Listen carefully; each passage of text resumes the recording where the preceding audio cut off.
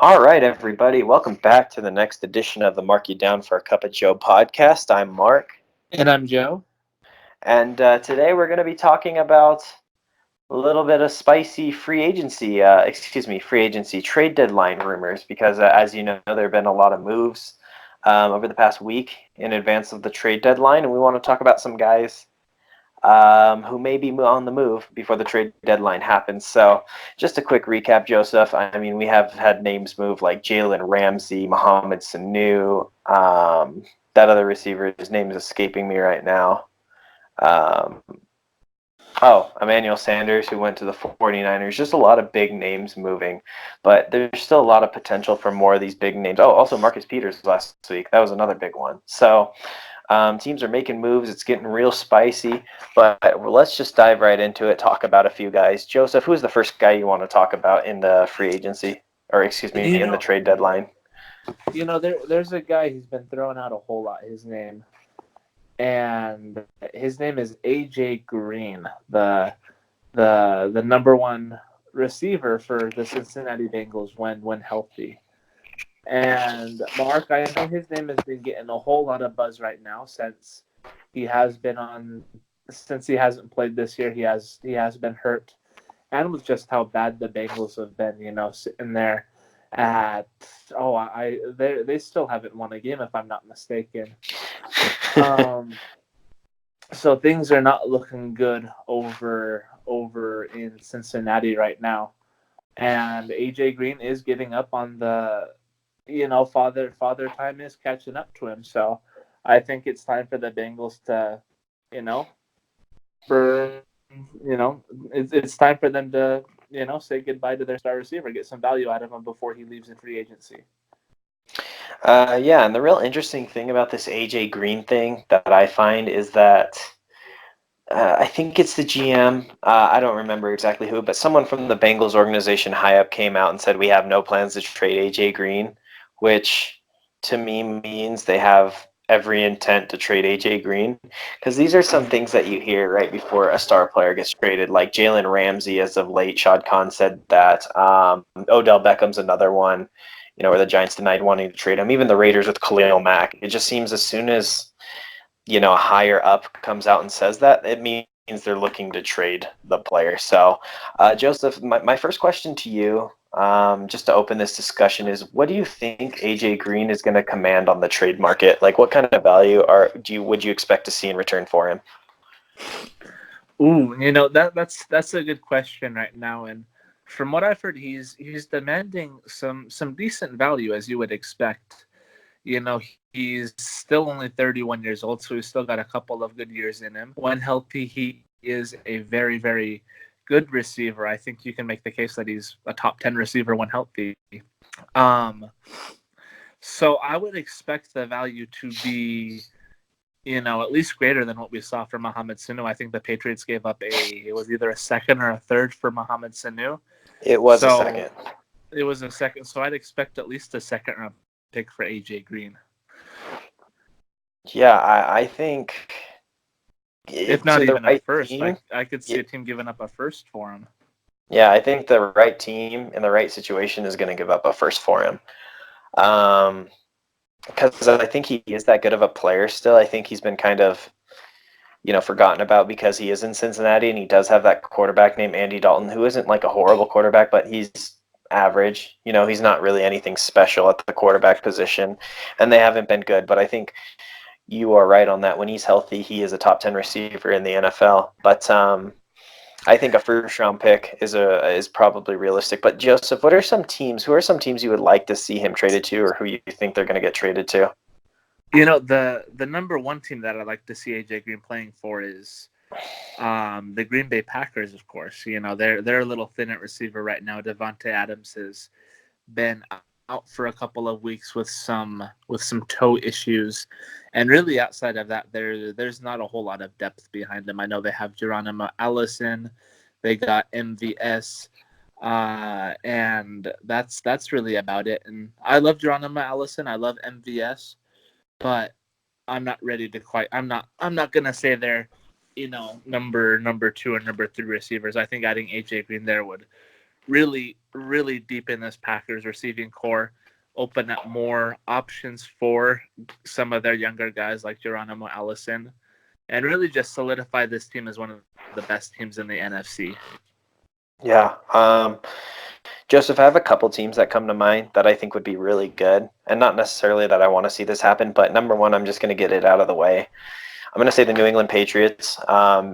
As you know, they've traded for Mohamed Sanu, and they were aggressive. They actually inquired about OJ Howard, and I'm guessing they're going to do their due diligence. They're going to try to get as many weapons for Tom Brady as possible to make this run because their defense is just legit, but their offense is not really all the way there right now because of those lack of weapons. So there's one.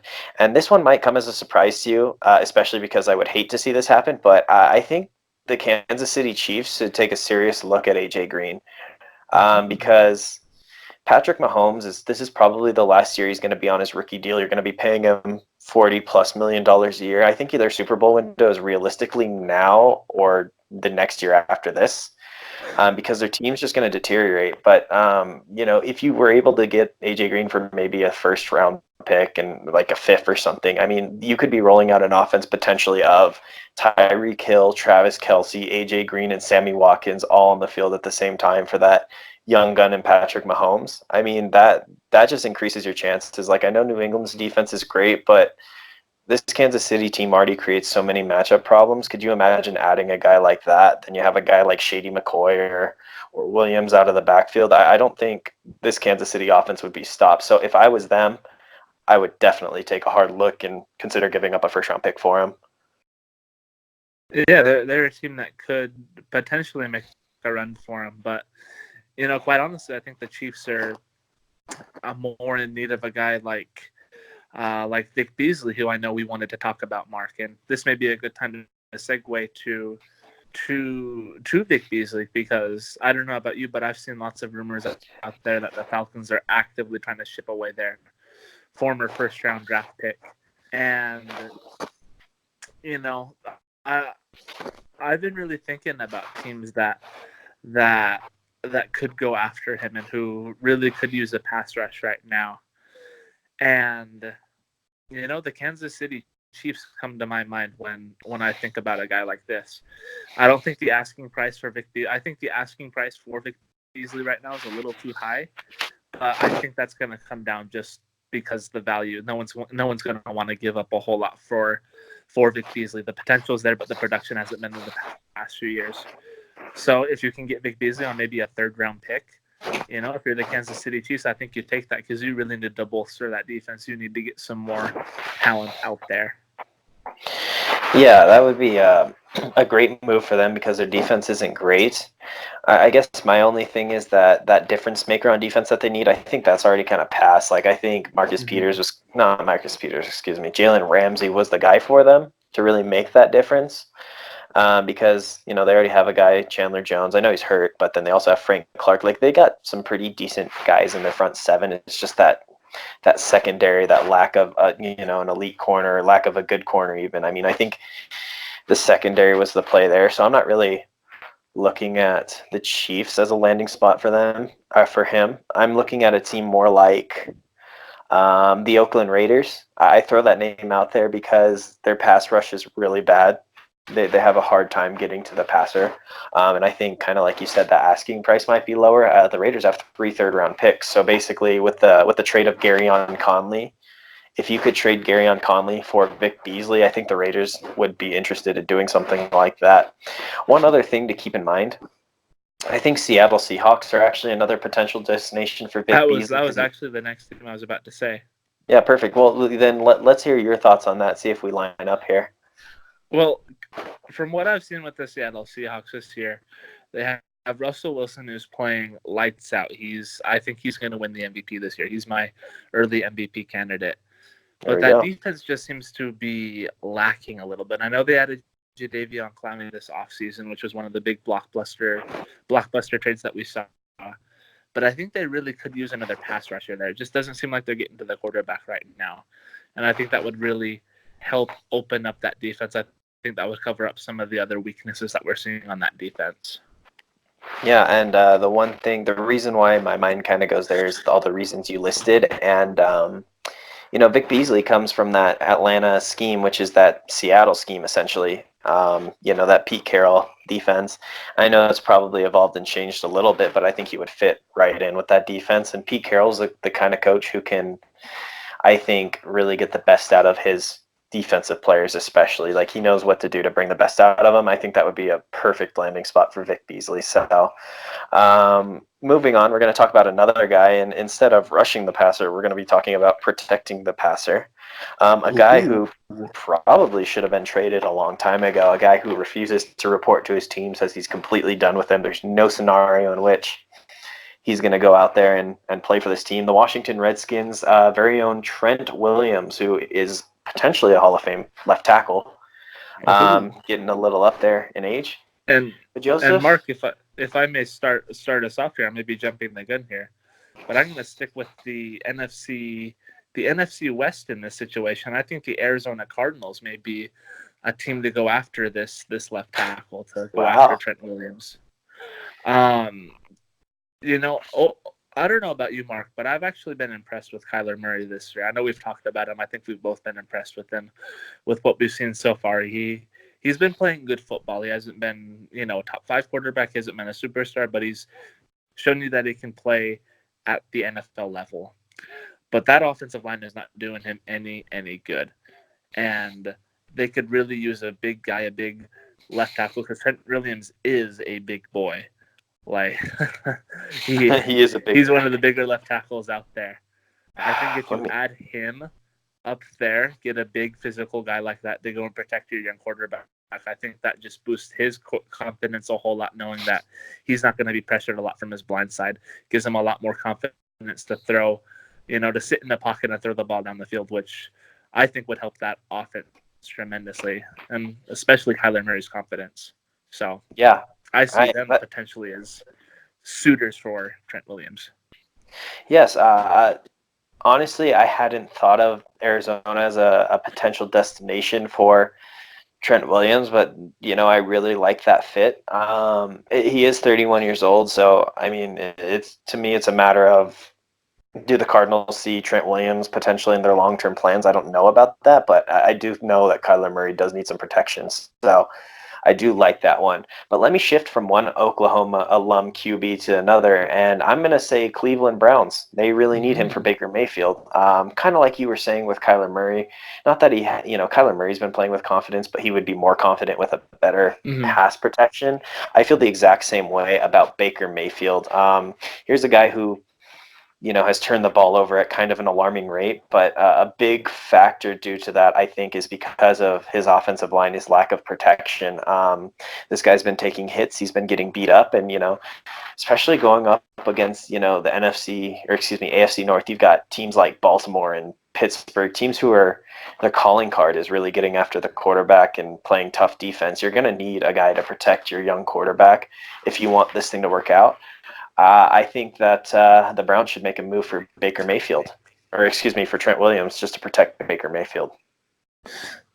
And that was another team that I was thinking they were another potential landing spot in my mind for Trent Williams. That offensive line is awful. I mean, in fact, they weren't willing to give up Joel Bitonio. I'm going to butcher his name, but good old Joel Bitonio, I think is how you say it. If I'm wrong, you can correct me in the. I think you're right. So good job, Joseph. But they were unwilling to part with him for Marcus Peters because I think they realize how bad that offensive line is, and they really need to booster that. So I think we should be watching the Cleveland Browns to see if they go after Trent Williams. And Mark, can I throw in another team real quick? Yeah, go ahead. Potentially. I think the other team I look at is the New York Jets, especially after watching that Monday night game and, what that kind of pressure did to Sam Darnold. You just kind of have to bolster that offensive line any way possible. I know he was caught on tape saying, "I'm seeing ghosts," and the worst thing you can hear from a young quarterback is probably that. So why not, grab that left tackle? Why not bolster that offensive line and really try to aid the development of Sam Darnold? Because after that game, I feel like that kind of a game has the potential to just carry over for like a long time in Sam Darnold's mind. Mm-hmm. And if that recurs, then I think you're going to see more of a regression from Sam Darnold. So I think the New York Jets need to protect their investment and really try to develop him by getting some more protection for him. Here's a thought for you, Mark. Here's a potential trade situation while we're on the topic of the New York Jets. They have their own Williams, Leonard Williams, and I've heard his name thrown out there in trade discussions. So why don't we just see the Washington Redskins and the New York Jets just switch Williams? I mean, just switch their first names essentially. Trent for Leonard. Trent for Leonard, but not Quinnen. Yeah. This whole thing is going on. That would be a really interesting trade. I don't know how that would work out salary-wise. I don't know if both teams would do it, but I mean, if I was the New York Jets, I would do that in a heartbeat. I don't know about the Washington Redskins, but I like that trade. It really is a win-win for both teams. Fills a need for both teams, I think. So that would be good. But now that we're on the topic of Leonard Williams, Joseph, do you have any potential destinations for him? Maybe just throw out a couple places you would like to see him play in. Well, a couple of places where I would like to see Leonard Williams play in. He's one of those guys that I've just started recently seeing in the trade rumors that the New York Jets might be shipping him off. And one team that I think may be a potential suitor for Leonard Williams is, this may come across as a surprise, Mark, but maybe the Baltimore Ravens. Ooh, I like that. The Ravens this year, they haven't had an awful defense, but they just haven't had that traditional Ravens defense. The past 10 years or so, they've just had really dominant defenses, top 10 defenses in the NFL. And I think they're trying to get back to that this year. We saw them do that with the move for Marcus Peters, but I think they could use some help up front. So why not go after a former top 10 pick in Leonard Williams to bolster that front seven, to bolster that defensive lineup? No, I agree with you. I really like that pick. Here's one that I can just throw out there. There's no rumors connected to this one, but something I would like to see happen. Put him on the New Orleans Saints. That New Orleans defense is really, really good, as we can tell. They've got guys like Marcus Davenport, Cameron Jordan. If you throw Leonard Williams in there, a guy who can get after the passer on that interior, could you imagine what that defensive line is going to do to people? I mean, that's just only going to bolster their Super Bowl chances. And more than likely, Drew Brees is in his last year with the Saints, I would think. And, how much time do you have left with him as a 40-year-old quarterback? Not much. You go all in. You go all in for this guy. You go all in for Drew Brees to win that second Super Bowl in New Orleans. I would love to see him there, and I think he would make a huge difference down in the Bayou. So, New Orleans Saints, let's make this happen. Like you were saying, I think that would, just bolster an already terrific defense right now and just give offensive just nightmare matchups. I don't know who who are you going to double team on that defensive line? Everyone, but no one. You want to double team everyone, but you can't. Okay, maybe some of those ghosts that were on the Jets field yesterday, maybe they can come help and chip off on Leonard Williams. Oh, man, he will never live that down, poor Darnold. Okay, but I got one more name for you before we get out of here. One guy who just came to mind. I don't know how we didn't think about him earlier, but Patrick Peterson, Joseph. Ooh, Patrick Peterson. Where would you like to see him? Where would he be most useful? You know the drill. Ooh, this is a good question. He's actually someone that I've never that I didn't think of that would be traded. So, you know what, Mark? Why don't you give me a second? Let me hear your thoughts first. Why don't you get us started with this? I feel like I'm beating a dead horse here. Okay, I got two. I'm going to say Kansas City Chiefs. I'm not really going to elaborate on that one. I mean, they just kind of need some secondary help. But the other team that really sticks out to me, I don't know if the Cardinals will do it because it's in the NFC, but I think the Philadelphia Eagles are one of those teams that really need some secondary help. They really have a hard time covering anyone. It's evidenced by Dak Prescott's dismantling of their defense. They're one of those teams that could make a Super Bowl run. It's just they have that glaring weakness at their secondary. And if you get a guy like Patrick Peterson in there, it could definitely change the way you cover. he can lock down some guys and really give you that flexibility on defense that Jim Schwartz likes. I know he likes playing a lot of man and blitzing. Well, the best way you can do that is by having, one of those shutdown corners. And I know Patrick Peterson isn't the same guy he used to be, but he's still a really good corner in the NFL. So I think Philadelphia could really use him. Mark, and that's actually one of the teams that came to my mind right there. So you kind of covered what I was going to say. So I'm going to throw another team out there that may be a surprise, but I think this could be an interesting fit for him, and that's the Carolina Panthers. Oh. And I know this year that may come as a surprise since they have had a tremendous year from their secondary, but this is kind of the way I look at this. You got the New Orleans Saints in that division who are playing really, really well, but the Carolina Panthers are also sitting there at 4-2. They're still in a position where they can make a run at the division right now. With Drew Brees coming back and with all the weapons the Saints have, I think you need someone out there who you can lock up, who you can just say, all right, you can go shut down Michael Thomas. You can go shut down, whoever the Saints throw out there. Just to take away one of their weapons and give them a better shot at winning some of these division games, the games that really matter to, for postseason implications. So maybe the Carolina Panthers sneak in there and, grab Patrick Peterson. Yeah, definitely. Going into a strength, a position of strength, and it's just only going to make it better. Their defense is good. But how about, here's the last team I'm going to throw at you. I like the Buffalo Bills in this situation because they already have one of the best defenses in football. They have a lot of players, and that Patrick Peterson, I think, would fit their scheme. They run that 4-3, kind of the same thing, man-to-man defense. They already got a guy in Tre'Davious White who's a very good corner. Levi Wallace is, I haven't really seen too much of him, but it just Tre'Davious White and Patrick Peterson being able to lock two of those guys up. And the interesting thing about that is you have the Patriots in your division right now, and Tom Brady, he is kind of showing some signs of age. He is 40, 41, 42, something like that. If, with the addition of Mohamed Sanu, it's going to make it a little bit harder for you guys for them to match up with the Patriots. You got a guy like Patrick Peterson. He can definitely shut down a Sanu. You can have Tre'Davious White on the other side, and it's going to make it that much harder on that New England offense. And potentially you could make a run at the division. I mean, your defense is literally that good. So I like Buffalo here. I think I like that matching for Patrick Peterson. So Joseph, as we close this, just give me some dream trade scenario, something you would like to see happen, but you think probably won't happen. Something that I'd like to see happen, but probably won't happen.